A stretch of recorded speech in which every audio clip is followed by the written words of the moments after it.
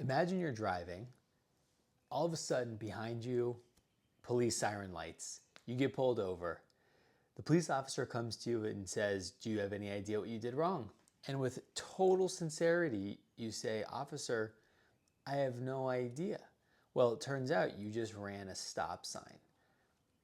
I didn't see a stop sign. I genuinely did not see a stop sign. He says, "No problem. You broke the law. You had no knowledge of what you were doing. All you've got to do now is you've got to bring a female goat to sacrifice at the courthouse." The idea of sacrifices is just such a bizarre concept to us in modern society. We're now starting the book of Leviticus, Vayikra, and this entire opening Parsha is about intricate details of the different types of korban, the different types of sacrifices that we would bring in different circumstances to the Mishkan. But sacrifice, for many of us in the modern context, seems not only inhumane, but just strange.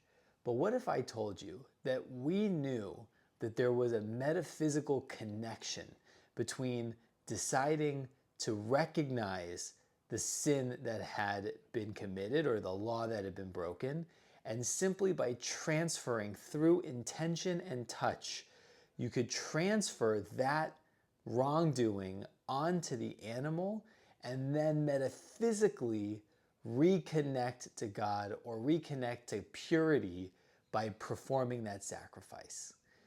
The concept of korban, the word korban itself, has a root cause to close, karov.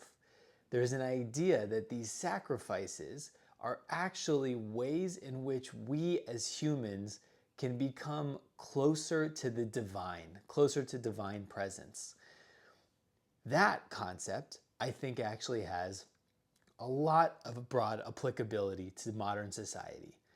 Think about sacrifice in the way that is, what are you willing to sacrifice of who you are today in service of who you want to become? One of my favorite authors, podcast hosts, leadership gurus, Jocko Willink, who wrote a book called Extreme Ownership, has an entire ethos of discipline equals freedom. In order for us to achieve what we want to achieve and where we want to go, we have to be focused with laser precision about what it is we need to do in order to get there.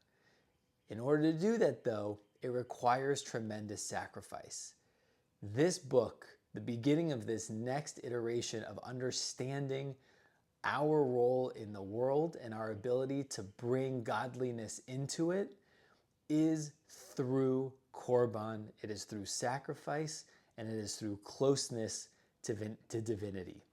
So no matter what we're doing, as we enter this Shabbat, when we think about who it is that we want to become, let's think about what are the unknowing and even known entities of ourselves today that we're willing to sacrifice in service of who we want to become tomorrow. Shabbat Shalom.